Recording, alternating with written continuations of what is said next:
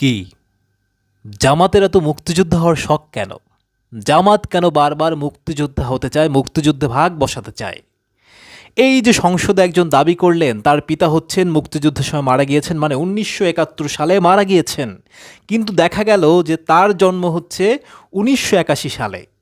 হলফনামায় তিনি জন্ম দিয়েছেন 1981, কিন্তু তার বাবা মারা গিয়েছেন 1971 সালে।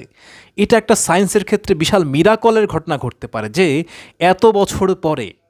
এত বছর পরেও একজন সন্তান জন্ম নিতে পারে। এইটা যদি বিশ্ববিজ্ঞানীরা জানেন, তারা গবেষণা করতে বাংলাদেশে চলে আসতে পারেন। যেটা কিভাবে সম্ভব? 1971 সালে একজনের বাবা মারা গিয়েছেন, তিনি জন্ম নিলেন 1981 সালে, 10 বছর পর। মানে ব্যাপারটা আপনি বোঝেন যে 10 বছর পর ওই আমলে সন্তান জন্ম দেওয়া যেত, এবং সেটা আমাদের সংসদের মতো জায়গায় শোনানো হচ্ছে গল্প বলে। এই গল্প নতুন নয়। জামাত ইসলামকে আমরা দেখেছি যে নির্বাচনের সময়ও মুক্তিযোদ্ধা ধার করতে কর্নেল অলি এবং আখতারুজ্জামান নামে একজন মুক্তিযোদ্ধাকে ধার করা হয়েছিল। কেন? তাদের গায়ে থেকে রাজাকারের গন্ধ মুছতে হবে। কিন্তু প্রবলেমের জায়গা হলো জামাত ইসলামী আসল কথা বলে না। আসল কথা মানে কি, যে 71-এ যাদের ভূমিকা সে নিয়ে তারা কথা বলে না। বলতে গেলে কি বলবে, 1947 সাল থেকে আমরা যদি কোনো অন্যায় করে থাকি আমাদেরকে মাফ করে দেবেন। What is this? কথা হয় 1971 নিয়ে, আর ওনারা কি বলেন 1947 সাল থেকে এ পর্যন্ত। মানে গণহারে ক্ষমা চাইতে লজ্জা লাগে।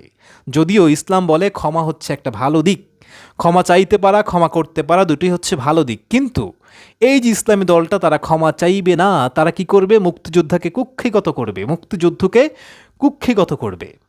দুইজন ভাড়াটিয়া মুক্তিযুদ্ধ এনে তারা প্রমাণ করতে চাইবে আমরা মুক্তিযুদ্ধের দল। এবং এই যে সংসদে বলে বেড়াচ্ছেন 1971 সালে যুদ্ধের সময় তার বাবা মারা গিয়েছেন ওই কারণে, মানে মুক্তিযুদ্ধ হতে হবে তাকে। কিন্তু সে জন্ম নিয়েছে 1981 সালে। এই যে মিথ্যাচার, ধর্মের নামে যে মিথ্যাচার কিংবা মুক্তিযুদ্ধের নামে মিথ্যাচার, এটা কেন করতে হবে? জামাত যদি তার পজিশন বদলাতে না পারে, জামাত যদি মনে না করে যে 71-এ তার ভুল করছে, তবে 71 নিয়ে মাতামাতি কেন? তারা সংসদে গেছে, এই জাতি মেনে নিয়েছে, ভোট দিয়েছে, তার নির্বাচিত করেছে, ফাইন, চলছে তো। 71-কে অস্বীকার করেও তো মানুষ তাকে ভোট দিচ্ছে। তারপরেও কেন সে দেশে মুক্তিযুদ্ধ হতে হবে? জামাত আমির বলেন আমি একজন মুক্তিযোদ্ধা পরিবারের সন্তান। কেন? যে যুদ্ধকে আপনি মনে করেন যেটা ভারত আর পাকিস্তানের যুদ্ধ, এখানে বাংলাদেশের কোনো কৃতিত্ব নেই, বাংলাদেশ আসলে এখানে কিছুই করেনি, সেই যুদ্ধকে কেন আপনি কোন দুঃখে বলবেন যেটা আমার যুদ্ধ? কেন আপনি মুক্তিযুদ্ধ হতে চাইবেন?